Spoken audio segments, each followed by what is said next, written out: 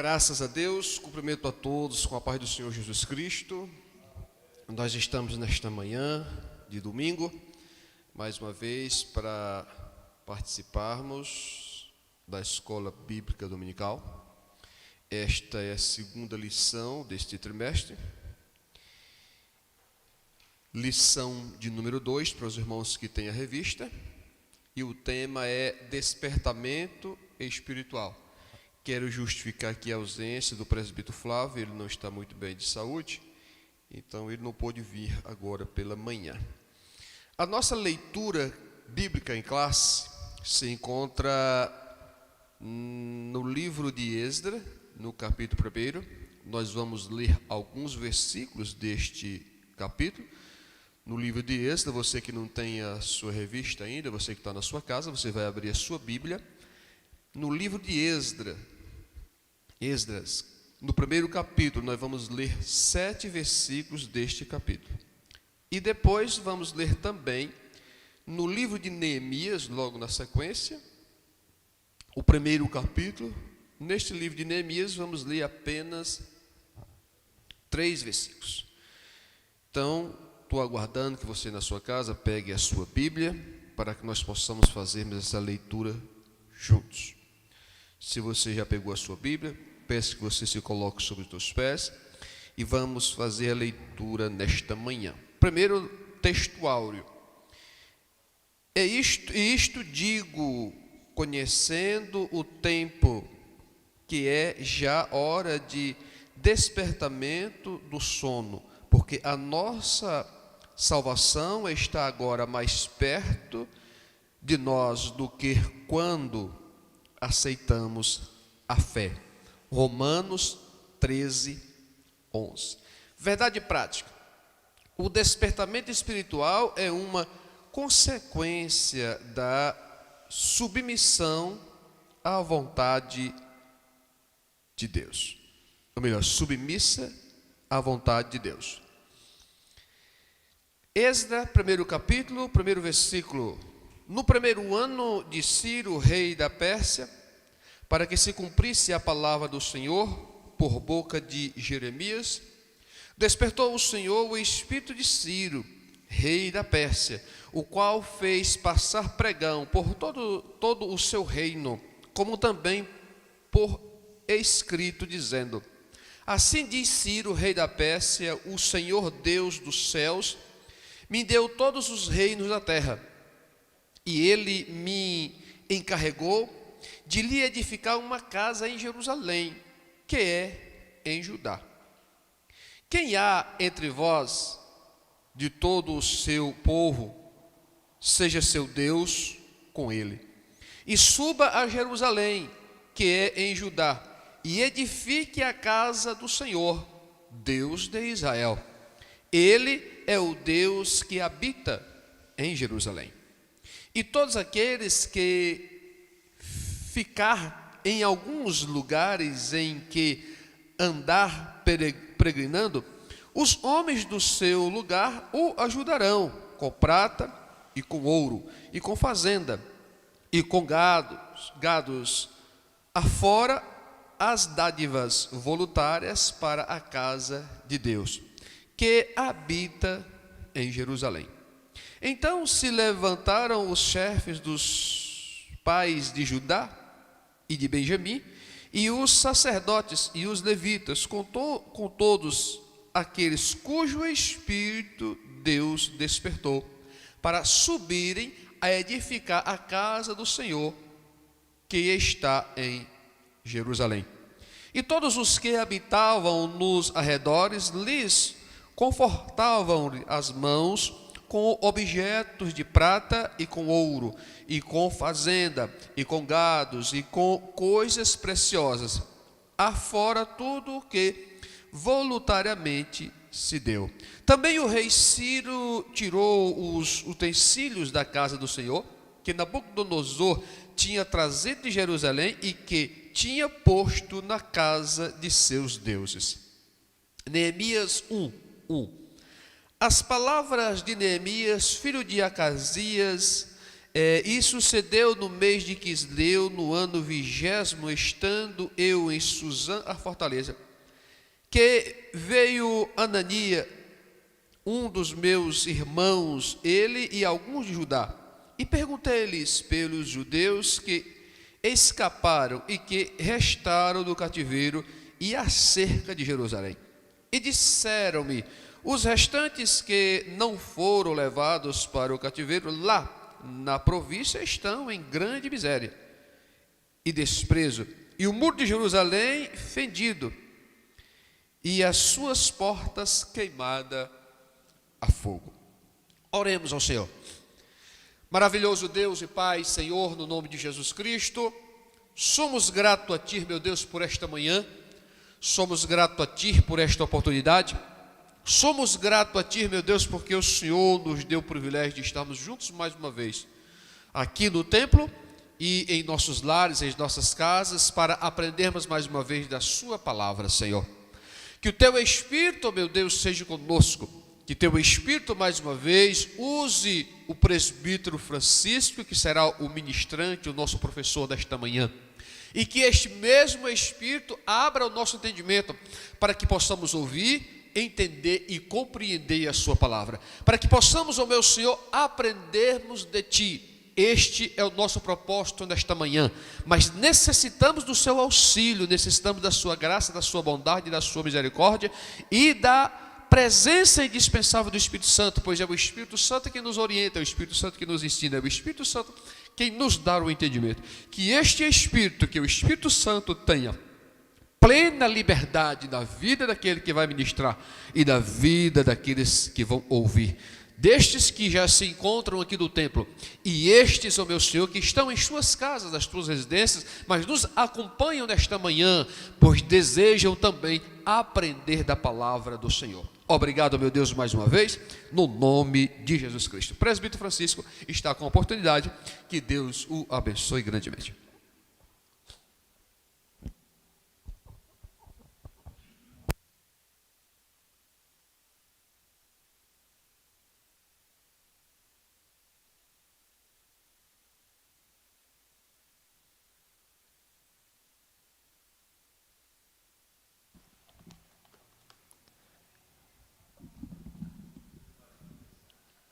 Glória a Deus. Meus irmãos, a paz do Senhor.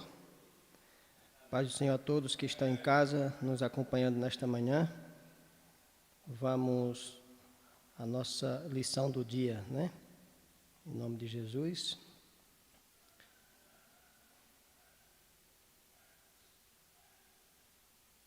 Nós vamos hoje à lição de número 2. A lição número 2 já foi feita a leitura aqui pelo pastor Rogervânio.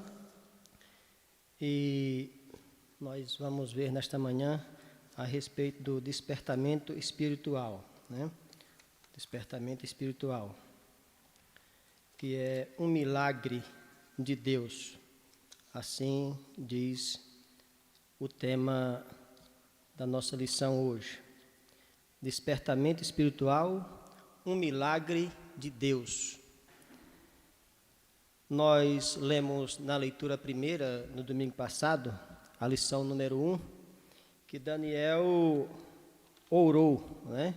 Daniel orou pelo despertamento, né? Daniel ora pelo despertamento do povo. E agora a gente continua vendo aqui que o despertamento espiritual é um milagre de Deus. Pois bem, se é um milagre de Deus, é porque somente o próprio Deus pode chamar o povo a uma realidade de um despertamento. Somente por meio de Deus, por meio da sua palavra, é que a gente consegue entender o despertamento de um homem. Nenhum homem, por si só, por si próprio, é capaz de enxergar uma necessidade tal a ponto de desenvolver um espírito, ao ponto de desenvolver uma vida espiritual independente de Deus. Então, se é um milagre, é porque só Deus faz, né?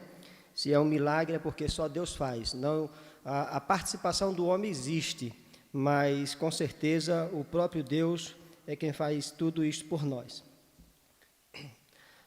A nossa introdução diz que o despertamento espiritual é um milagre, e a gente vai ver agora as finalidades do despertamento espiritual. Para que o despertamento espiritual? Por quê? Para que serve? Então, claro que nós estamos vendo aqui e tratando a respeito de Israel, ainda nos dias do seu cativeiro, mas a gente pode tirar uma aplicação muito boa para as nossas vidas. Afinal, se a gente ler as Escrituras e não conseguir fazer uma aplicação para a vida prática na atualidade, não faz sentido, né? Não faz sentido. O objetivo das Escrituras é ler e fazer uma aplicação para a nossa vida. E então, vamos tentar fazer isso nessa manhã, tirando os valores, extraindo dessa lição esses valores. Então, Daniel foi o primeiro a orar para que o povo fosse despertado, né? Quando Daniel orou, ele orou porque ele já estava despertado. Daniel não orou porque simplesmente ele estava abandonado no canto, esquecido por Deus e esquecido de Deus, e de repente ele resolve orar. Nenhum homem que ora por vontade própria. Todo homem que ora porque está sendo despertado por Deus a orar, né? De vez em quando a gente passa um dia, 2 ou 3, assim, meio sem muito tempo de parar para fazer orações, ou mais tempo, e de repente você se pega 15, 20, 30 dias sem orar, e num determinado momento você diz assim: já tem 30 dias, tem 15 dias, tem 20 dias que eu não paro para orar, então eu vou orar. Quando isso vem à minha mente, quando isso vem à sua mente, esse pensamento, essa vocação, não vem porque eu parei e estou bonzinho naquela hora e estou querendo orar. É Deus dizendo que você já tem tantos tempos que não faz uma oração e já está na hora de orar, né? Então, quando Daniel ora, é porque ele já estava despertado por Deus. Aliás, como o pastor ministrou aqui no domingo passado, quando Daniel chega lá no cativeiro, ele era um jovem despertado. Daniel teve muitas propostas, Daniel recebeu muitos elogios, com certeza. Daniel tinha tudo para subir dentro do império muito rápido, muito embora fosse um jovem ainda, mas ele tinha tudo para projetar uma vida política. Daniel tinha todo o conhecimento para fazer uma projeção futurística, mas Daniel não quis, porque Daniel era um homem despertado, era um homem orientado, era um homem que tinha comunhão com Deus, que estava em contato com Deus. E no tempo certo, Daniel se tornou o homem dentro dos impérios, e todos os impérios que ali existiram. Daniel se tornou a pessoa influente, como foi e como exerceu o seu papel, porque ele sempre foi um homem despertado. Quando é agora na lição 2, a gente vê Deus despertando Ciro. Isso é interessante a gente observar essas coisas, porque de uma certa forma nós não entendemos muito de despertamento, e a gente acha que o despertamento é uma prerrogativa, é um direito de alguns. Eu, por exemplo, que sou cristão, que sou protestante, eu por muito tempo, na minha juventude, eu pensei que apenas eu, protestante pentecostal, pudesse ser despertado ou avivado por Deus. E, na verdade, não acontece assim. Porque se você analisar o Ciro aqui, dentro da minha visão, ou dentro da nossa corrente de pensamento, seria impossível Ciro ser despertado. Porque, como nós dizemos, Ciro era um homem pagão. Como nós dizemos, Ciro era um homem ímpio. Porque a nossa linguagem de exclusividade é exatamente esta. Ciro era um homem ímpio, Ciro era um homem pagão, e não havia nenhuma possibilidade de Deus despertar o coração de Ciro. Muito embora Isaías já tivesse falado isso século antes, a respeito do que haveria de acontecer por intermédio de Ciro, mas se Ciro fosse um cara de coração duro e não quisesse, não ouvisse o despertamento por parte de Deus, pode ter certeza que alguma coisa ia acontecer, que Israel ia ter o seu livramento, mas que se não houvesse da parte de Ciro uma capacidade de absorver de Deus esse conselho, de absorver de Deus essa prática, essa virtude para uma boa prática, jamais os irmãos sairiam dali. Jamais uma força de expressão. Eles sairiam dali porque Deus tiraria. Mas o fato é que Ciro foi despertado.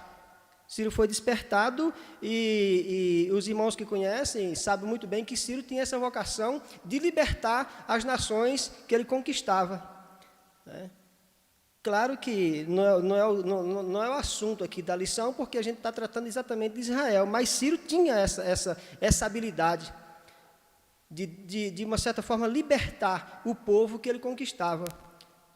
Porque ele não queria dominar o povo como um cativo, ele queria ter um cativo tributário. E isso ele tinha. Mas não é esse o assunto, não é essa a matéria. O fato é que Ciro foi despertado por Deus, e assim ele faz e dá início a essa liberdade, a essa retomada. Deus usa instrumentos para cooperarem com ele, mas o autor do despertamento é o próprio Deus. Então, o instrumento aqui usado por Deus, neste caso aqui, foi Ciro. Ciro foi um instrumento usado por Deus. Então, repetindo, nós devemos ter muito cuidado, porque de vez em quando nós achamos, até porque esse palavreado, despertamento, avivamento, é muito do nosso vocabulário. É muito do nosso vocabulário. E a gente pensa que são coisas só para nós. Eu não consigo entender um irmão carismático avivado. Ou pelo menos, muitos de nós, eu não tenho essa dificuldade, muitos de nós não conseguimos entender um irmão carismático despertado, avivado. Eu não consigo entender. Porque quando eu fui discipulado, quando eu fui treinado, treinaram a minha mente para isso. E eu fui treinado exatamente para isso. Eu não consigo entender. Depois de mim é só Jesus. Depois do nosso movimento é só Jesus. Ninguém mais é despertado. Ninguém mais pode ser avivado. Até porque eu penso que o despertamento gera avivamento.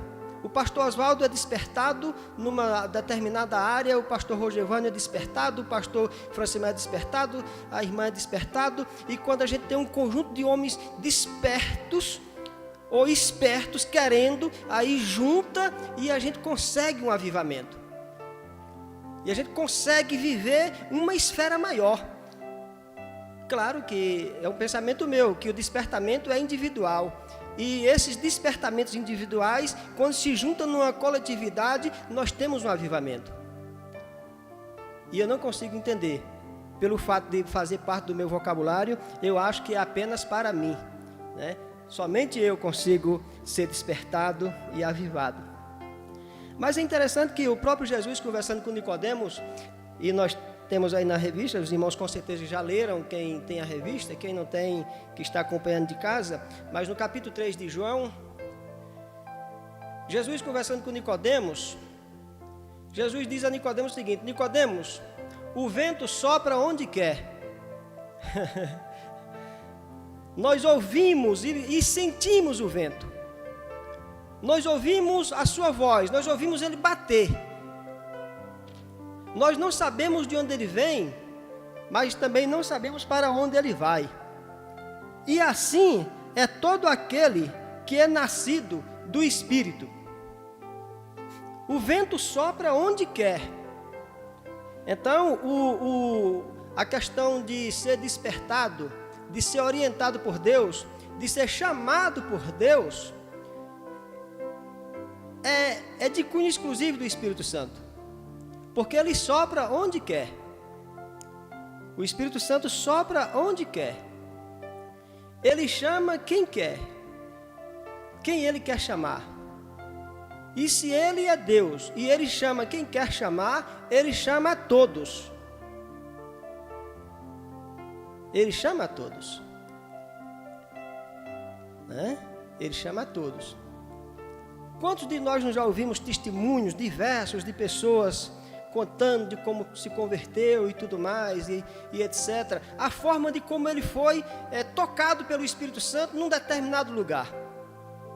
A forma de como ele foi chamado pelo Espírito Santo em lugar que, quando ele conta a sua história, como aconteceu, a gente diz, não, isso é impossível. O Espírito Santo não pode estar num lugar desse, né? Então, esse despertamento acontece e ele não está somente no meio cristão, pode ter certeza disso. Pode ter certeza disso, que o despertamento é para todos os homens. É para todos os homens. Deus vai despertando e este vai se colocando na posição para a qual Deus está chamando, e ele vai realizando o grande milagre de servir, o grande milagre de ser avivado ou de nascer de novo. Que a conversa de Jesus com Nicodemos era exatamente essa, que o Espírito Santo desperta o homem para nascer de novo. A conversa de Jesus com Nicodemos era esta: o Espírito Santo sopra, ele é indomável. Inclusive, existem interpretações que dizem que não, aqui é o espírito humano, assim é todo aquele que é nascido do Espírito, disse Jesus em João 3, né? Mas se todo aquele que é nascido do Espírito se torna assim, como o vento, ora, se ele nasceu do Espírito, então o Espírito Santo tem, quem pode mais, pode menos. Se eu nascido do Espírito, eu posso fazer coisas extraordinárias, imagina o Espírito que me gerou, né? Então, nós devemos entender assim e ter muito cuidado. Mas, na verdade, continua dizendo o escritor, que nada sabemos e nada entendemos do poder de Deus. A nossa grande dificuldade é que nós não sabemos e não entendemos do poder de Deus. E eu digo que essa é uma dificuldade de esfera superior. Porque, olha que chega um determinado ponto da vida da gente, a gente chega num determinado estágio de vida cristã, espiritual, que a gente começa a dificultar todas essas coisas aqui. Porque nós nada sabemos do poder de Deus. Nós não conseguimos entender o poder de Deus. A nossa mente é muito limitada. Muito limitada. Nós não conseguimos entender nem o nosso próprio corpo humano. O sujeito adoece, ele anda de médicos em médicos, e muitos médicos para descobrir uma patologia e não consegue resolver o seu problema de saúde. Nós não conseguimos entender nem o corpo humano. E aí a gente tem muitas dificuldades porque nós ainda queremos entender Deus. E de vez em quando a gente se acha no direito de dizer que entendemos e começamos a criar doutrinas em nome de Deus. Começamos a fazer uma série de coisas em nome de Deus. Mas é muito bom quando o rapaz diz aqui que nós não sabemos nada e não entendemos nada a respeito de Deus. O que compete a nós é apenas nos submeter e aceitar ser nascido de novo pelo Espírito Santo, ser inseridos no corpo de Cristo e viver. E viver. Porque entender, nós não entendemos. Claro que nós somos formuladores de teologias, nós somos formuladores de todo tipo de ideias, nós somos formuladores de uma série de doutrinas, nós estamos formando, mas não funciona. De uma certa forma, existe da parte do homem um esforço muito grande para compreender assim, mas na verdade a gente sabe que não é assim, não passa de mero esforço, e pode ter certeza, e vocês podem acreditar que isso gera teologias diferentes, gera linhas de pensamentos diferentes, de forma que você congrega na Assembleia de Deus, se você for congregar numa igreja tradicional, você vai ver que a teologia basicamente se reformula toda. Se o irmão vier de lá para cá, ele não dá conta de ficar, porque aqui não dá para ficar mesmo, porque aqui está mais difícil ainda. Se a gente vai para lá, não fica, porque... E assim, então... São estudos, são homens fazendo esse tipo de coisa, mas o fato é que nós não entendemos. Nós só temos que viver em Deus por intermédio da reconciliação que Cristo proporcionou a nós outros, né? A finalidade do despertamento. Com relação a Israel, trata-se da restauração nacional de Israel. É interessante que Israel, ele viveu e vive muitas dificuldades. Viveu e vive muitas dificuldades. Israel viveu 430 anos no Egito. Israel viveu 430 anos no Egito. Quando Israel entra no Egito, entra com 70 pessoas. Quando Israel sai do Egito, sai com 3 milhões de pessoas. Isso são números aproximados, que a gente aproxima, né? No Egito, Israel aprendeu tudo. No Egito, Israel conheceu toda a cultura egípcia. No Egito, Israel conheceu todos os deuses do Egito. No Egito, Israel aprendeu e conheceu muita coisa que não era nem para ter conhecido, pois atrapalhou demais no crescimento, no entendimento, no raciocínio, de forma que quando os irmãos saem do Egito, eles saem de lá problematizados. Passa-se muito tempo, Israel de novo volta para o cativeiro babilônico. Então, é uma nação que viveu quase sempre em cativeiros, quase sempre é força de expressão, porque é uma nação de milênios, né? Mas nós temos aí 500 anos de cativeiro. E esses 500 anos fora da sua terra, eles viveram tudo, aprenderam tudo. A idolatria estava presente. Quando você vê a história dos reis, quando você lê Reis, 1º e 2º, quando você lê Crônicas, e vê a história dos reis, homens judeus praticando tanta idolatria, a gente diz, puxa vida, mas como é que pode, uns caras do coração tão ruim, Deus abençoou e tal e tudo mais. Não, eles aprenderam aquilo.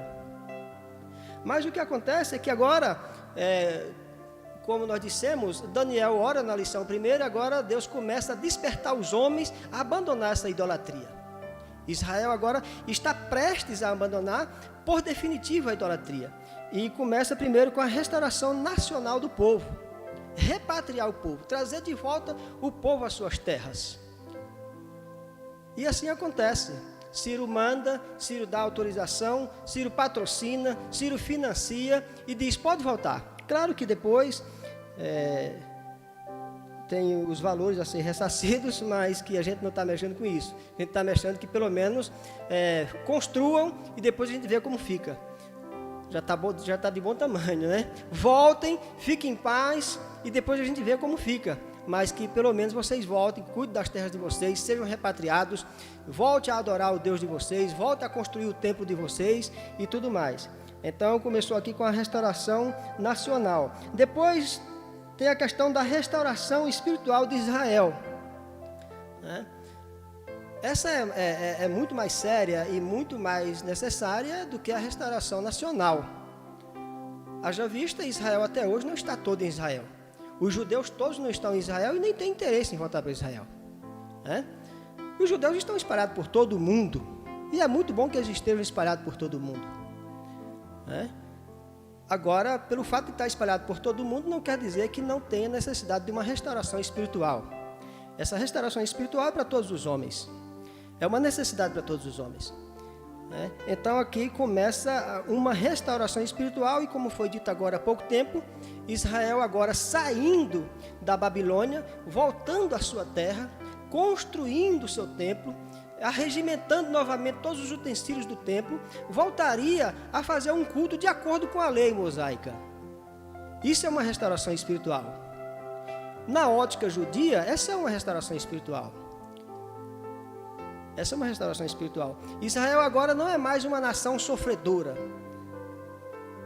Não, Israel agora está de volta na sua terra.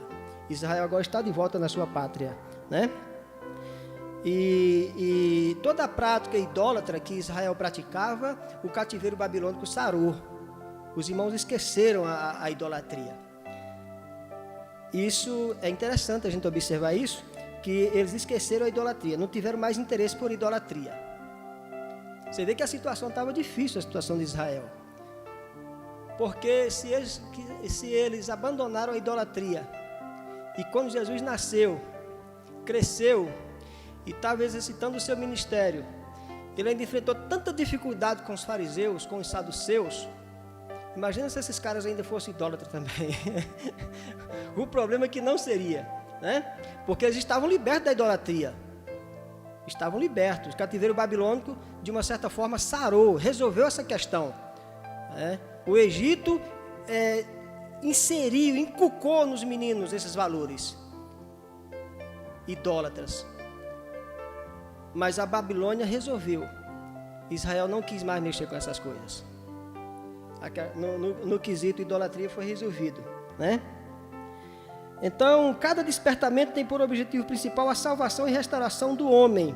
O objetivo do despertamento é salvação e restauração do homem. Então, se existe um despertamento, mas esse despertamento não gera salvação na minha vida, eu fui despertado e esse despertamento gerou confusão na minha vida, esse despertamento não é de Deus. Porque tem que gerar salvação. na vida do homem. A gente vê muito movimento acontecendo nos dias atuais e a gente fica, mas será onde é que isso vai? Não vai a lugar nenhum, é só movimento, não gera salvação. Não tem acordo nem dentro da própria comunidade. Não anda. A gente fica, mas como é que pode? Não vai. O despertamento tem que gerar salvação. E repetindo, todos nós aqui despertados, nós vamos viver um avivamento. Avivar é nascer. Por que avivar? Porque nós estávamos mortos nos nossos delitos e pecados. Então nós precisamos nascer de novo, que foi o que Jesus ensinou a Nicodemos. Então eu sou despertado, e você é despertado, e todos nós despertados. É aquela história da fogueira que a gente conta aqui, né? Que todos os paus juntos no mesmo fogo vai dar uma grande fogueira, né? Então, se não gerar vida espiritual, não passa de movimento. O irmão diz aqui e fala a respeito do Espírito Santo, que é muito interessante a gente observar isso. A questão do Espírito Santo, que o Espírito Santo é sempre intolerante com o pecado. Dentro do processo de despertamento, o Deus Espírito Santo é o agente que opera, é o agente que está operando no meio dos homens.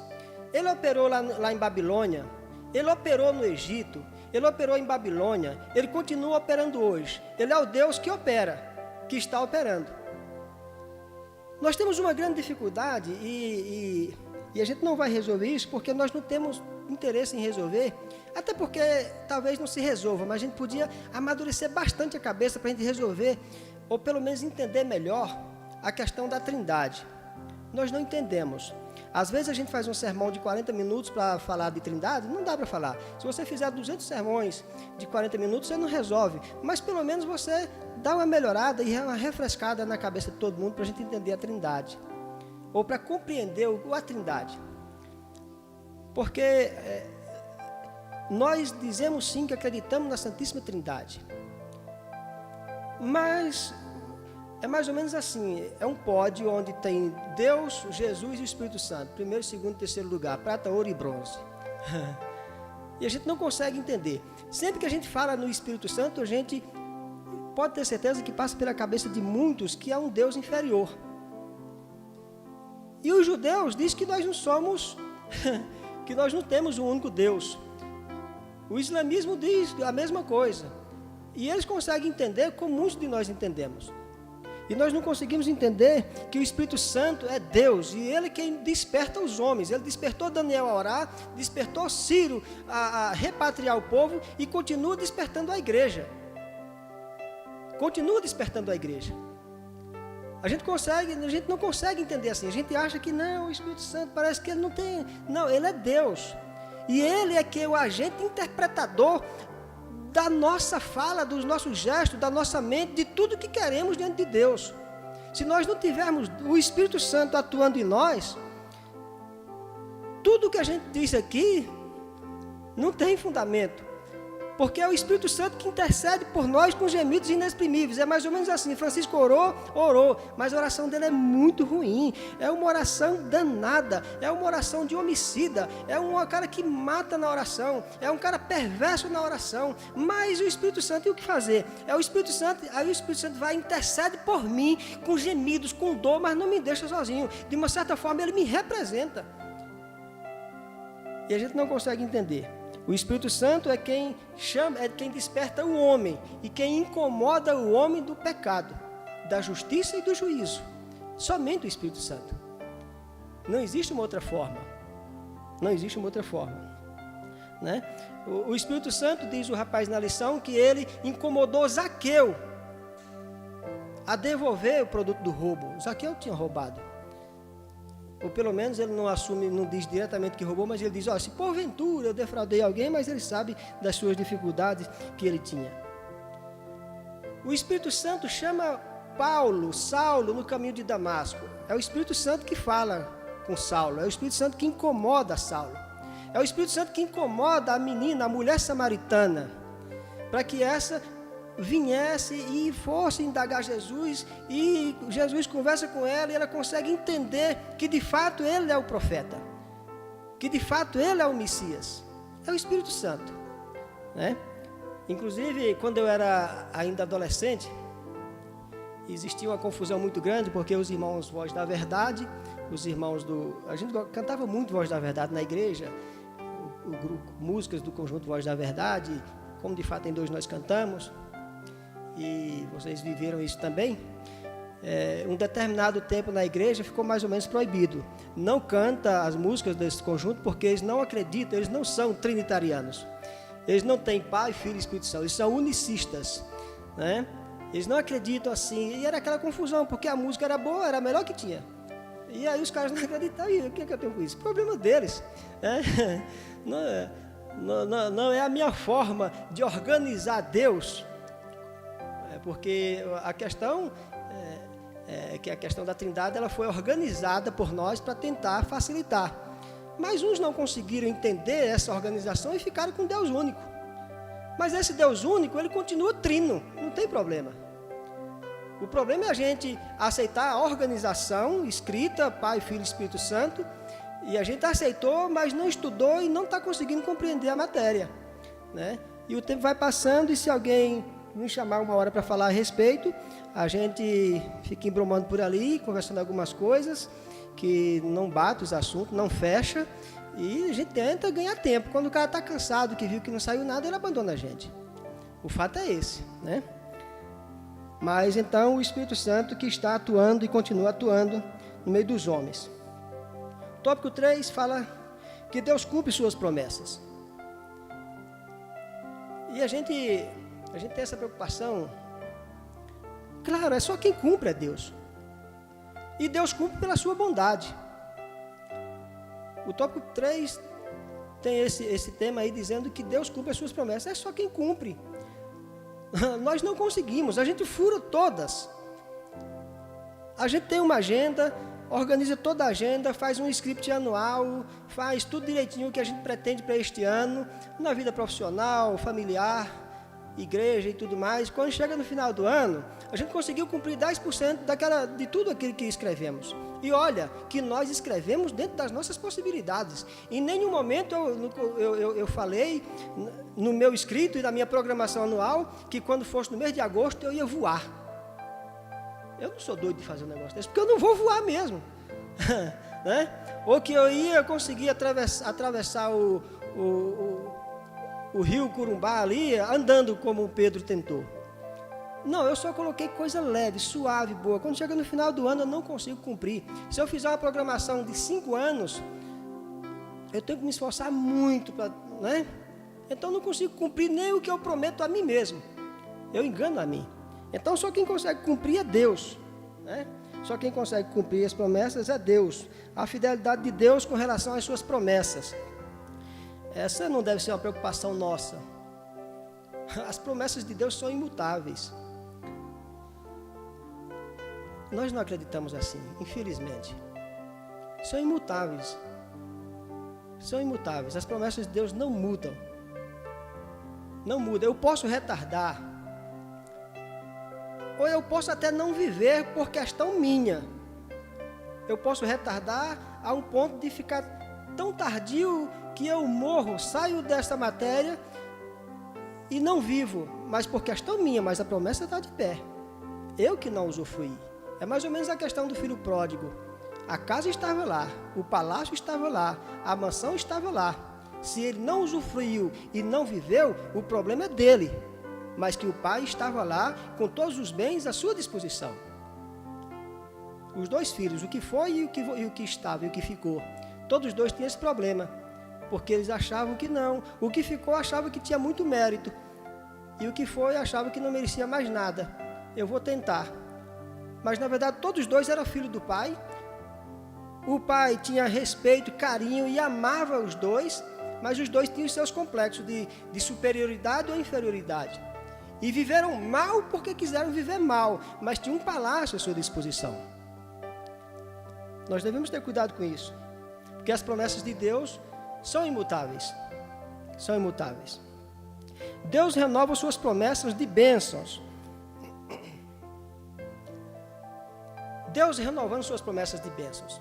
É interessante que quando a gente vê aqui, a lição hoje, eu não sei as próximas lições, mas serão muito ricas também, que Israel é restaurado, e a gente olha aqui e vê que a idolatria foi tirada definitivamente do meio de Israel e tal e tudo mais, mas ainda existia continuou existindo, ainda existe essa confusão na mentalidade judia, porque eles continuavam entendendo. Primeiro a gente vê a confusão da construção do templo. Quando você vê lá Ageu falando a respeito do templo, Ageu diz, olha, como é que vai ficar? Vocês não vão construir o templo? Já foi dado a ordem, o negócio está todo encaminhado, está funcionando direitinho. Obrigado, pastor Salão. Já foi dado a ordem, está tudo organizado, vocês não vão construir? Olha só, vocês já moram em casas bonitas, vocês já têm plantações, vocês já têm fazendas, vocês já têm gado, já têm tudo e tal, não vão reconstruir o templo? Ainda existia problema, mesmo com a ordem de Ciro e tanta coisa acontecendo, mas os caras chegaram assim, esmurecidos, sem coragem, sem muita vontade. Ah não, eu não sei se esse negócio vai dar certo, a gente já teve experiências difíceis, é muito cativeiro para pouca gente, né? Eu não sei, então vamos construir. Ageu, ele é despertado por Deus para chamar, o profeta Ageu é despertado por Deus para chamar a atenção do povo. Olha, como é que vai ficar? Não vão construir o templo? Aí os caras, não vamos construir, que a gente não tem prata, não tem ouro, de Salomão era muito bonito, o nosso vai ser pobrezinho, não tem nada para oferecer e tal e tudo mais. Não, mas vocês têm que construir, porque a glória da primeira será maior que a da segunda. E Ageu vai lá e, despertado por Deus, provoca aquele avivamento no meio do povo, e o povo constrói o templo. O templo é construído, o sacrifício volta a acontecer. Mas olha só, houve um despertamento que se a gente tem que ter muito cuidado, porque o nosso despertamento, quando incomoda e chama muita gente, vive um avivamento e a gente faz coisas extraordinárias. Mas se não tiver cuidado, a gente transfere aquele avivamento para um sistema religioso. E avivamento dentro do sistema religioso não presta, não gera vida. Então os caras construíram tudo, viveram um avivamento, construíram o templo. Quando você chega lá em Malaquias, mais de 100 anos depois, Malaquias está dizendo, bonito, né? Vocês precisam ser avivados novamente, porque vocês construíram o templo, fizeram tudo bonito, começaram a sacrificar. Quando é agora, estão levando para Deus cabrito cego, estão levando para Deus cabrito manco, estão levando para Deus ofertas que não têm validade. É tão ruim do jeito que se você oferecer a um príncipe da sua sinagoga, oferecer a um príncipe do seu povo, ele vai dizer, não, esse cabrito eu não quero que ele está cego. Malaquias chama de novo a atenção do povo. A necessidade da gente ter um despertamento e não transferir isso para um sistema que continue queimando dentro de nós. Senão a gente não vai fazer o sucesso esperado. Senão a gente não vai conseguir os objetivos para o qual o avivamento chegou. Senão o meu despertar não vai gerar vida. Não vai gerar vida em abundância. Que Jesus disse, olha, eu vim para que tenham vida e vida em abundância. Sabe por que não tenho vida em abundância? Porque eu não quero ter vida em abundância. Eu não vivo esta vocação. Eu vivo flashes, eu vivo momentos. E isto é muito ruim. Isto é muito ruim. Então, lá no profeta Malaquias já tinha essa dificuldade. Depois do profeta Malaquias, tem uma página branca na Bíblia aí. Os irmãos botaram a página branca, não sei por quê. Mas ainda continua a dificuldade. Guerras aconteceram nesse período, de Malaquias a Mateus, ou de Malaquias ao nascimento de Jesus, ou de Mateus, que a gente está falando, se está falando de Malaquias a Mateus, está falando de escrito, né? Então, de Malaquias a Mateus, nós vivemos aí uns 4 séculos de muita dificuldade no meio do povo, mas também de muito despertamento no meio do povo. Deus despertando os homens. Deus nunca se calou, Ele sempre continuou despertando os homens. O Espírito Santo sempre continuou despertando os homens e provocando avivamentos neste povo. E nós não podemos deixar o avivamento se transformar num ritual religioso e a gente chama aquilo de avivamento e aquilo vive aquilo a vida toda, esfriando, acabando, mas a gente diz, não, mas foi e tal. Você vê um avivamento que aconteceu, o avivamento de Jonas, lá em Nínive. Jonas chega lá em Nínive, o negócio está feio, Jonas não queria ir, mas foi, e o fato é que aconteceu um grande despertamento naquela nação e um grande avivamento naquele povo, mas 100 anos depois, não tinha mais despertamento naquela nação. Dura muito pouco. Dura muito pouco. Se a gente não estiver buscando de Deus, se entregando a Deus e querendo de Deus, dura muito pouco. Dura muito pouco. 100 anos é muito pouco. 50 anos é muito pouco. A Assíria voltou a ser a Síria. Voltou a matar gente do mesmo jeito. Isso é muito grave. Por exemplo, nós precisamos rever algumas coisas. Porque nós estamos, irmãos, o meu problema é que eu converso algumas coisas que eu penso. E às vezes os irmãos não gostam que... Não tem nada não. Nós temos que rever algumas coisas porque nós estamos há mais de 100 anos vivendo o avivamento da Rua Azusa.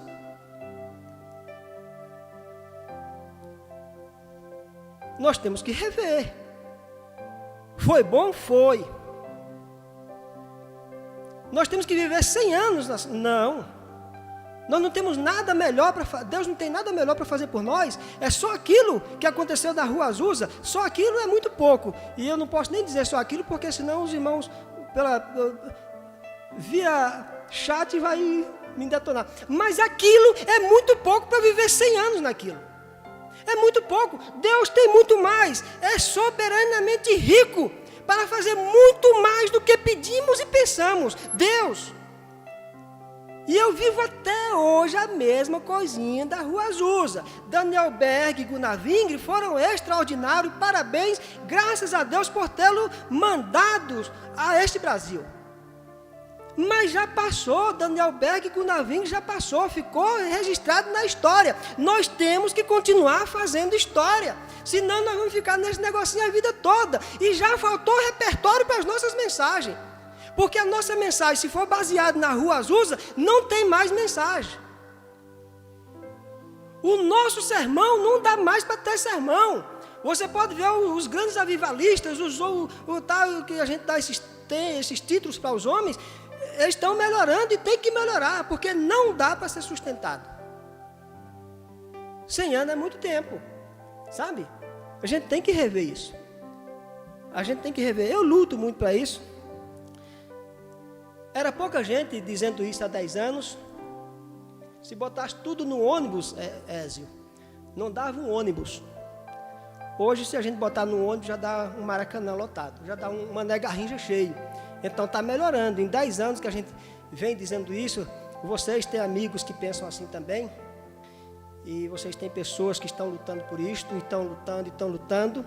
E há alguns anos eu comecei a pensar assim, estudo assim, vejo assim, respeito a liturgia, a minha liturgia, a liturgia do meu ministério, mas entendo a necessidade de um melhoramento. E repetindo, hoje nós já somos uma quantidade que já enche uma Mané Garrincha. E eu creio que daqui mais 10 anos, se cada um multiplicar 5, a gente vai encher uns 5 estados e a gente vai conseguir fazer. Porque para mudar essa mentalidade, para melhorar nesse quesito, nós temos que andar muito, mas andar com entusiasmo. Pode criticar, mas nós temos que lutar. Mas é lutar para melhorar, não é lutar para voltar atrás e rebaixar. Né? Porque senão vai ficar muito difícil.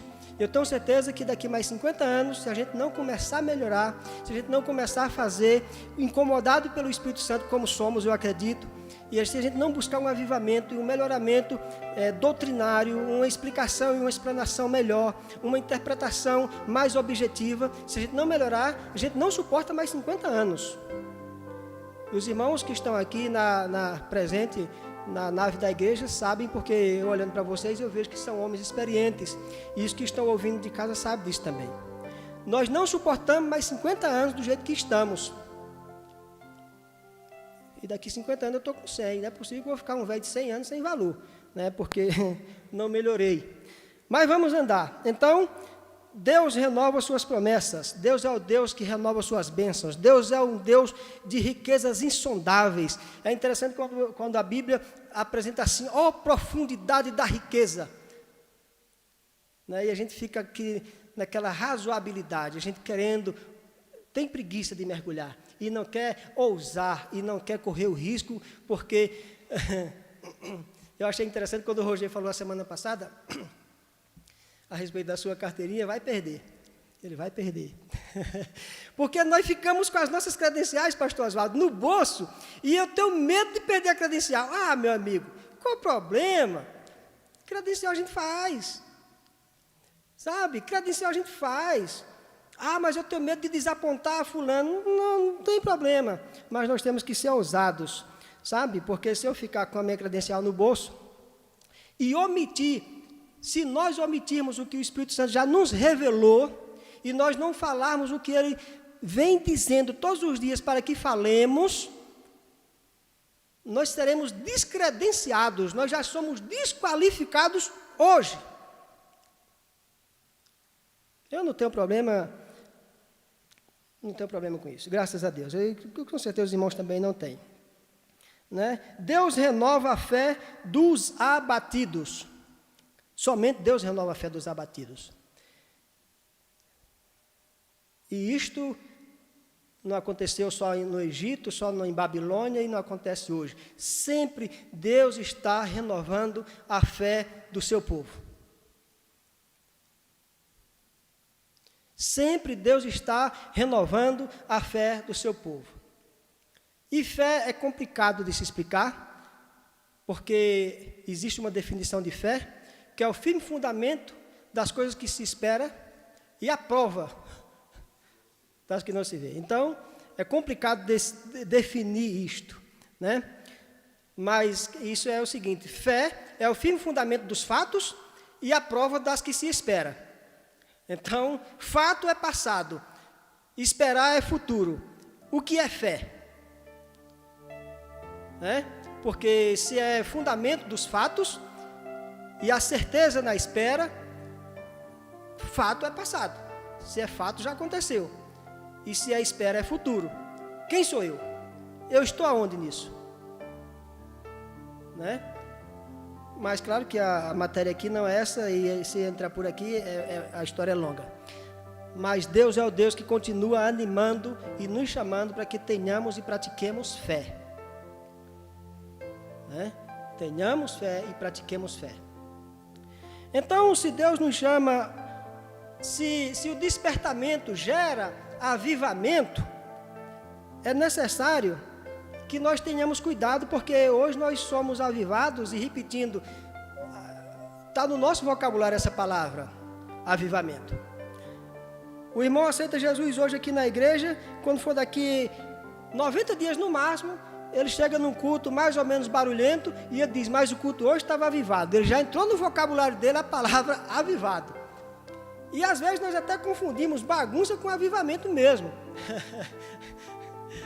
Eu congregava com o pastor Reinaldo Braz, na época, lá na Vila Dimas, e tinha dia que o culto era muito barulhentão.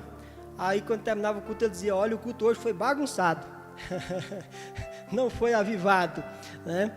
E aí, muita coisa acontecendo, aquela coisa toda e tal. Não, isso não foi avivamento, foi bagunça, nós temos que melhorar o nosso culto. Mas, de uma certa forma, essa palavra entra com muita facilidade no nosso vocabulário. E nós não conseguimos muito viver um avivamento genuíno, um avivamento de fato. Porque avivamento é tudo aquilo que produz vida. E por que eu devo ser avivado? Repetindo, porque eu estava morto. Quando eu morri em Adão. Se eu morri em Adão, eu tenho que ser avivado no segundo Adão. Tenho que ser avivado em Cristo. Então, no primeiro Adão eu morri, mas no segundo Adão eu revivi e estou avivado e sou vivo em Cristo. No primeiro Adão eu morri, no segundo eu ressuscitei. E Paulo diz em Efésios que agora nós estamos nas regiões celestiais em Cristo Jesus. Então, nós estamos avivados. E nós devemos ter muito cuidado, porque de vez em quando a gente não se comporta muito bem como pessoas avivadas. Porque, repetindo, a gente tende a trazer essa questão de avivamento para dentro do nosso, para que se torne uma questão ministerial, para que se torne uma questão particular de cada uma. De forma que quando vocês veem aí que existe uma crítica muito grande entre os tradicionais criticando os avivalistas ou os pentecostais, mas é porque os caras não conseguiram entender a necessidade de ter esse avivamento nos dois segmentos. E de uma certa forma nós pegamos o nosso avivamento aqui e extrapolamos. Fizemos coisas que não devia ser feito. E aí a crítica é muito grande, porque na verdade a gente extrapolou. Mas o fato é que nós precisamos ser avivados. Todos nós somos avivados em Cristo, porque morremos em Adão e fomos avivados em Cristo. Morremos em Adão e fomos ressuscitados em Cristo. Então agora nós estamos ressuscitados. E como ressuscitados, isso quer dizer que agora nós devemos viver exatamente essa profundeza da riqueza, do conhecimento e da sabedoria de Deus. Agora é responsabilidade nossa, uma vez ressuscitados em Cristo, é responsabilidade nossa viver isso. É responsabilidade nossa viver vida em abundância. Eu tenho que viver vida em abundância em Cristo hoje. Porque eu já nasci em Cristo. A mensagem de João Batista era: arrependei-vos, porque é chegado o reino dos céus. A mensagem de Cristo é a mesma: arrependei-vos, porque é chegado o reino de Deus. Se eu nasci em Cristo, eu nasci para dentro do reino. Se eu nasci em Cristo, eu nasci para dentro do reino de Deus. E só vê o reino de Deus quem está dentro do reino de Deus. Se alguém nunca entrou nesse templo aqui, e ele passa nessa rua aí o tempo todo, e você perguntar: você sabe onde fica a Adete do Recanto das Emas, na quadra 304? O cidadão diz: sim, eu sei onde é, eu passo todo dia na frente. Aí você pergunta alguma coisa com relação ao interno desse templo, o cara vai dizer: não, eu não sei, eu só passo na frente. É porque ele não entrou aqui. Quem está aqui dentro vive aqui. Eu sei o que tem aqui dentro, eu sei a segurança que tem aqui dentro, eu sei o quanto estou seguro dentro do reino de Deus, porque eu nasci para dentro do reino. Eu nasci para dentro do reino de Deus. Quando eu nasci no reino de Deus, eu nasci e estou dentro do reino. Quem está dentro do reino vive a proteção do reino. E é o reino de Deus, não é o reino de Salomão. Então eu nasci e estou dentro do reino. Eu estou seguro e tenho vida em abundância, porque eu estou dentro do reino.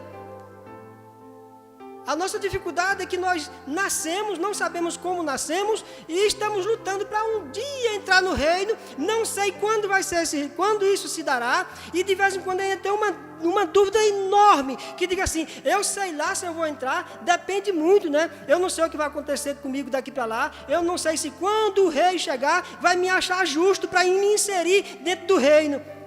E o reino não me coloca, não te coloca, o rei não coloca a mim e a você dentro do reino pelos seus atos de justiça. Ele coloca pela bondade do rei. Porque é comum a gente dizer: não, eu estou lutando pela salvação, né? Quem sabe, quem vai saber é Deus, né? Eu não sei se, quem sabe, de repente eu morro bem na hora que eu estava em pecado, ou bem na hora que eu pequei. Sim, e aí? Não vai? Vai não, então tá bom. Não vai, porque nós adquirimos a mentalidade de que não vamos, porque eu nasci e estou dentro do reino. Dentro do reino, sim, já estamos no reino, gozando vida em abundância. Mas por que eu continuo o pecado? Porque o apóstolo Paulo diz que é assim: miserável homem que sou, quem vai me libertar dessa malignidade que existe em mim? E ele continua falando a respeito da sua dificuldade, mas depois ele diz: graças a Deus que me dá a vitória por Cristo Jesus. Eu estou no reino, eu estou ruim, mas o reino está me melhorando. E a gente não consegue viver assim. E pelo fato de não conseguirmos viver assim, a gente acha que não vai nem para o céu. Tem muitos de nós aqui que não vamos para o céu porque a gente não conseguiu achar em nós atos dignos do céu. E não vamos mesmo, porque eu não vou para o céu pelos meus atos dignos de céu. Eu não entro no reino pelos meus atos dignos de reino. Não entro. Eu entro pela misericórdia. Então o avivamento produz isso. Nós devemos ter muito cuidado, porque nós não estamos conseguindo entender assim. As religiões não conseguem entender assim. Os movimentos do protestantismo, que são muitos segmentos dentro do protestantismo, os liberais, os pentecostais, os tradicionais, agora já temos os neopentecostais, mas nós não sabemos, tudo nós transferimos e fazemos com que isso venha beneficiar uma corrente desse movimento. E se é para beneficiar só uma corrente desse movimento, não tem validade. Vai servir, vai se tornar um dogma e vai atender meia dúzia de gente. E se é para atender meia dúzia de gente, não gera vida em abundância. Para atender a massa, para atender todos, é em Cristo Jesus, que gera vida em abundância para todos. Nós temos uma dificuldade enorme com isso. Então, eu imagino que a gente tem que continuar buscando esse despertamento. Temos que continuar buscando esse despertamento.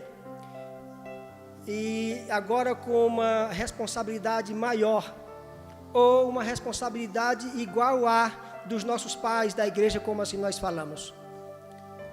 Os nossos pais que fizeram muito pela igreja, mas não fizeram tudo, em se tratando de organização. Fizeram muito pela igreja, mas não fizeram tudo.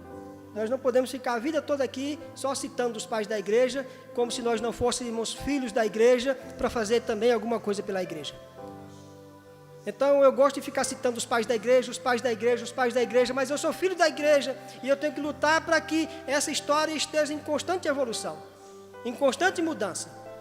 Senão a gente vai ficar aqui a vida todinha dividindo sílabas, né?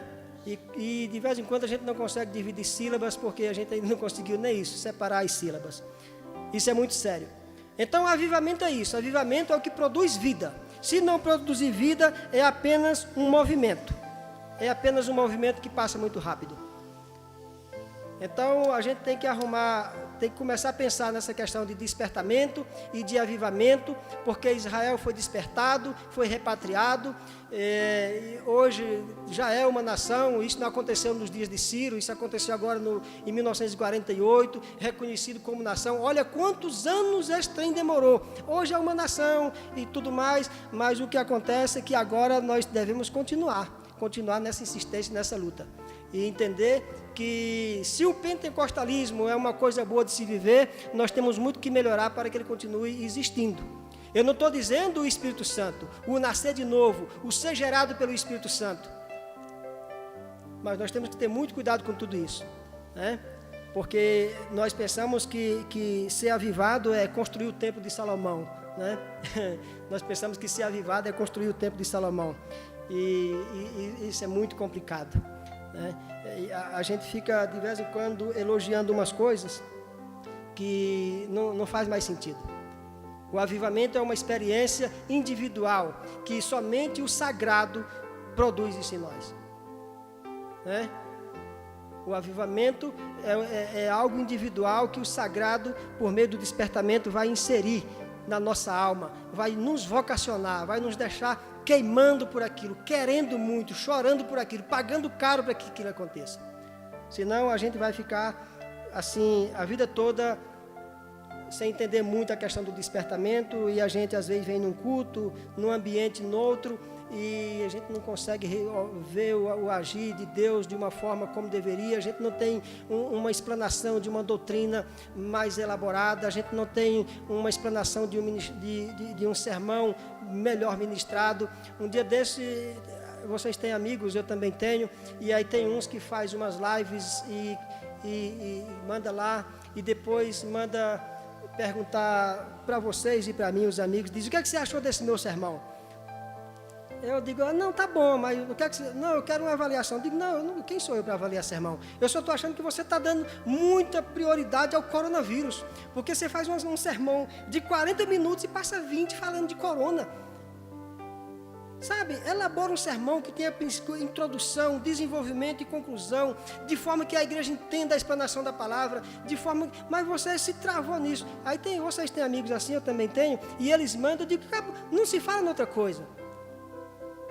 O camarada faz um sermão com 20 minutos de mensagem, ele se perde, aí entra numas conversas avulsas que não faz parte do raciocínio que ele desenvolveu e você está tentando acompanhar. temos que ter cuidado, nós somos avivados, nós somos despertados, o Espírito Santo está em nós temos a palavra de Deus, nós temos a doutrina para uma melhor interpretação, não para invenções, mas para melhores interpretações. Então, a gente vê muito isso acontecendo e nós somos doutores nessa coisa, sabe? Nós somos doutores nessa coisa e nós temos que melhorar muito nisso. O Espírito Santo continua nos despertando e, com certeza, dias melhores virão. Amém? Então, é isso aí. Daniel foi despertado, Ciro foi despertado, Israel foi repatriado, hoje é uma nação e a igreja de Jesus também é uma nação eleita por Jesus Cristo, nosso Senhor. Amém? Graças a Deus. Graças a Deus. Que Deus abençoe o presbítero Francisco, que trouxe a parte do Senhor. Já estou passando aqui para o pastor Oswaldo finalizar. Lembrando aos irmãos que logo mais à noite nós teremos Santa Ceia.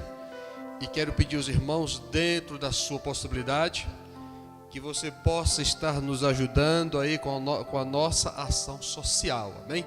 Trazendo 1 quilo de alimento, não necessariamente 1 quilo, mas se quiser trazer 5, 10, fica à vontade. E nós estamos arrecadando alguns materiais para fazermos algumas cestas para algumas pessoas que necessitam. Então fique à vontade. Este assunto é um assunto interessante. E eu quero fazer aqui, pegar a deixa do Francisco e fazer algumas colocações. Quando o Francisco falou que nós não podemos viver 100 anos depois, só aquilo que aconteceu na rua Azusa, ele está dizendo que nós precisamos viver coisas novas de novo. Nós não podemos, 100 anos depois, estarmos nos alimentando apenas daquilo. Ou Deus só quer fazer aquilo? Moisés viveu uma experiência extraordinária com Deus no Sinai. Algo assim apaixonante. Era só isso que Deus queria? Pedro viveu uma experiência extraordinária com Jesus no Monte Sinai? Não. Quando andou sobre as águas. O único homem que andou sobre as águas, além de Cristo, foi Pedro. Mas Deus, era só isso que Deus tinha?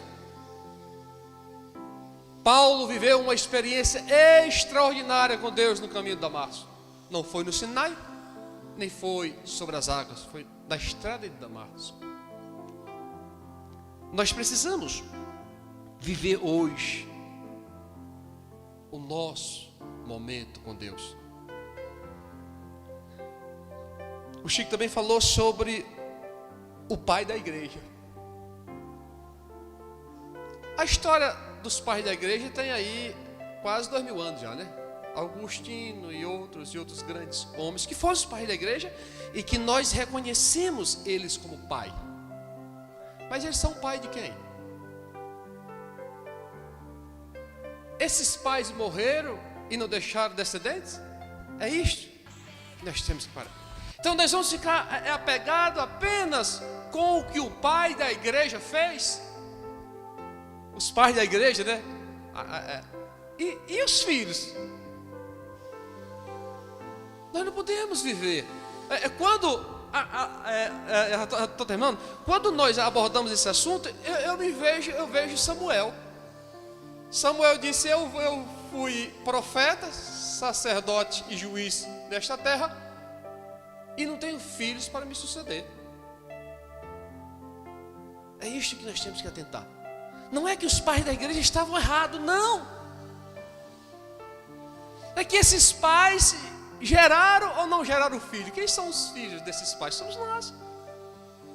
Então, assim como eles foram importantes no seu tempo, nós precisamos sermos importantes no nosso tempo hoje, fazendo, realizando hoje. Eu sempre falo muito e gosto muito de Daniel Berg, do Navig. Mas e nós, o que estamos fazendo? Eles fizeram deles, eles deram o exemplo, eles deram a lição, eles se entregaram, eles se doaram. E nós hoje? Eles se doaram, eles se entregaram porque foram despertados pelo Espírito Santo. E nós hoje? O que estamos fazendo? onde muitos de nós não queremos mais nem vir ao culto. Eu agora vou assistir o culto de casa. Não quero mais nem cultuar. Oh, pastor Paulo, se o senhor ficar em casa assistindo o culto, quem é que vai realizar o culto? Não. É o culto em casa nessa pandemia, graças a Deus, nesse período, eu não fiquei em casa nem um dia. Eu estou na igreja, no culto. Respeito a oposição. Só que nós não podemos cultuar a Deus só em casa. Em casa é no último momento. Nós temos que cultuar aqui. Pastor Oswaldo, se é com oportunidade, passa a palavra, Pastor Oswaldo. Então, glória a que Deus. Vocês possam nos entender. Louvado seja a vontade de Deus.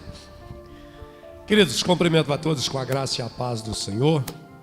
Amados, e o que o pastor Roger frisou aqui é muito importante. Nós não podemos viver na sombra do passado. Nós não podemos viver, nós estamos vivendo igual aquele ditado que tem aí, filhos canguru, né? Que não quer sair da bolsa do pai de jeito nenhum, né? Quer sair da bolsa dos pais de jeito nenhum. Nós estamos vivendo desta forma. Mas nós também precisamos deixar o nosso legado. Nós também precisamos ser importantes nesta época agora. Eles foram importantes? Foram sim. Nós precisamos também ser importantes. Queridos, chegou o momento de nós falarmos das nossas ofertas e dos nossos dízimos. Queridos, preste atenção nessa leitura aqui em Marcos, capítulo de número 12. Aqui tem 4 versículos que me chamam a atenção e muito. Preste atenção. Versículo 41 diz assim: assentado diante da caixa de oferta, Jesus observava o povo.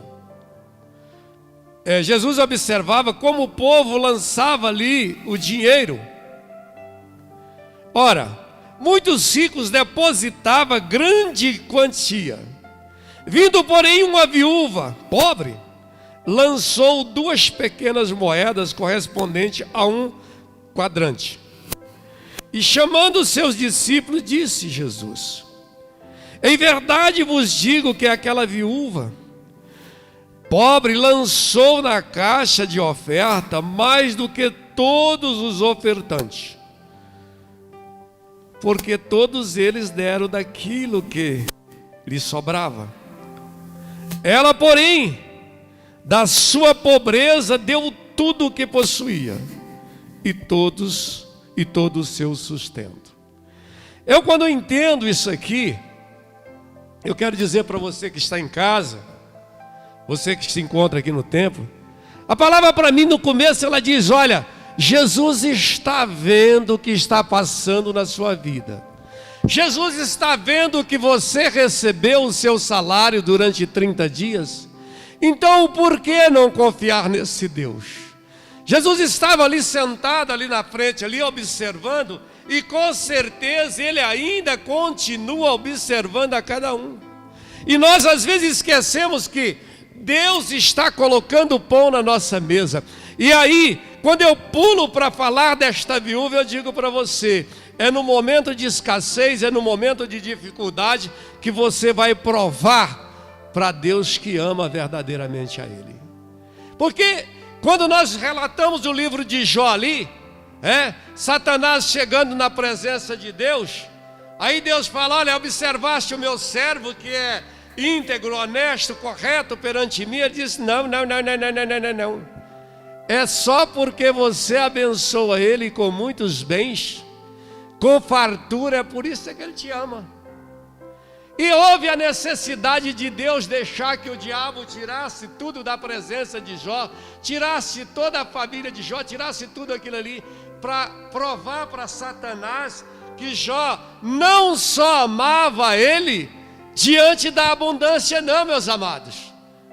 Jó provou para Deus que amava a Deus diante das escassez também, diante da dificuldade. Agora, se eu recebo o meu salário, se Deus coloca na minha mão meu salário, e eu diz: não, eu estou apertado, eu não vou poder verdadeiramente trazer o dízimo esse mês, não vou poder fazer nada pela igreja nesse mês, como é que fica essa pessoa? Você pode até pregar bonito, falar bonito, você pode até dizer que dízimo não salva ninguém. Mas eu quero dizer para você nesta manhã que está em casa me ouvindo: todo salvo dá o dízimo. Dízimo pode até não salvar, mas o salvo com certeza obedece à palavra de Deus. E nós estamos vivendo, eu sei, momento de escassez, mas é o momento de você provar para Deus, dizer: Senhor, eu te amo e confio em ti. Assim como o Senhor sustentou Elias ali, um pássaro levando comida para Elias, eu sei que o Senhor também vai me sustentar. Eu sei que o Senhor também vai me abençoar. Esta é a palavra nesta manhã para você refletir. Porque muitas das vezes as pessoas só estão querendo dizimar e ofertar quando sobra, pastor Rogério. Eu não sei, dinheiro na minha mão nunca sobra, pastor Rogério. Não sobra não, viu? Não sobra mesmo. Se eu não falar assim: Deus, eu sei que o Senhor vai suprir as minhas necessidades, eu sei que o Senhor vai suprir as minhas necessidades, jamais eu vou conseguir trazer o dízimo à casa do Senhor e ser fiel à palavra do Senhor. O interessante demais, meus amados, Jesus olhando aquilo ali diz: olha, não é a quantidade que você entrega na casa do Senhor que vai fazer a diferença é a fidelidade que você tem com Deus, a fidelidade que você tem para com Deus. Esta é a diferença. Senhor, o Senhor colocou na minha mão R$100 só esse mês, mas eu estou trazendo os R$10 aqui que a tua palavra diz. Então, amados, reflita nisso, porque eu sei que muitas das pessoas pregam bonito dentro da igreja, fala bonito dentro da igreja, mas quando tocou no bolso dele, tocou no salário dele, ele já não é mais fiel a Deus. E nós precisamos. Jacó, quando ia ali fugindo, ele disse: olha, Senhor, se o Senhor for comigo, me levar, me der pão para eu comer, me der roupa para eu vestir, e fazer com que eu retorne à casa de meu pai em paz, eu te darei de todos os dízimos que o Senhor colocar na minha mão. Eu quero orar agora, neste momento. Você que está na nave da igreja, pode fazer a sua oferta, o seu dízimo. Você que está em casa neste momento, você pode pegar o seu dízimo logo mais às 18 horas. Nós estaremos aqui celebrando a ceia do Senhor. Aí nós vamos estar trazendo, você pode trazer, pode mandar, pode me ligar aqui, ligar para o tesoureiro, qualquer obreiro da igreja, que eles irão na tua casa pegar o dízimos e a oferta. Porque mesmo você em casa, nos assistindo, mesmo você não podendo vir na igreja: não, pastor, eu sou do grupo de risco. Sim, mas nós podemos ir lá de longe, pegar o seu dízimo e você continuar sendo abençoado pela obra do Senhor, abençoando a obra do Senhor e ser abençoado por Deus por toda a vida. Amém? Soberano Deus que estás nos céus, em nome do teu Filho amado Jesus, eu quero nesta manhã, Senhor, te agradecer por esta palavra maravilhosa que o teu servo trouxe. Agora, Pai, abençoa cada dízimo, abençoa cada oferta, Senhor, porque nós sabemos que o Senhor já colocou pão na mesa do teu povo. O Senhor nos abençoou, em nome do Pai, do Filho e do Espírito Santo. Amém e amém. Podem trazer, meus amados, seu dízimo, a sua oferta. E nós logo mais às 18 horas, nós estaremos aqui celebrando a ceia do nosso Deus. Amém? Louvado seja o nome de nosso Senhor e Salvador Jesus Cristo. Glórias a Deus. Louvado seja o nome do Senhor. Pastor Roger, vem aqui orar em nome de Jesus, abençoando os dízimos e a oferta. Senhor Deus, toma nas tuas mãos este dízimo, abençoa esta oferta, abençoa, meu Deus, a vida deste homem, desta mulher que contribui para a manutenção da tua obra. Abençoa o teu celeiro, abençoa a tua despensa, abençoa também, papai amado, aqueles que trarão o seu dízimo, a sua oferta logo mais à noite, no nome de Jesus Cristo. Que a graça do Senhor Jesus, o amor de Deus, a comunhão e a consolação do Espírito Santo seja com todos. Digam amém. Cumprimente o teu irmão com a paz do Senhor, mesmo que seja de distante.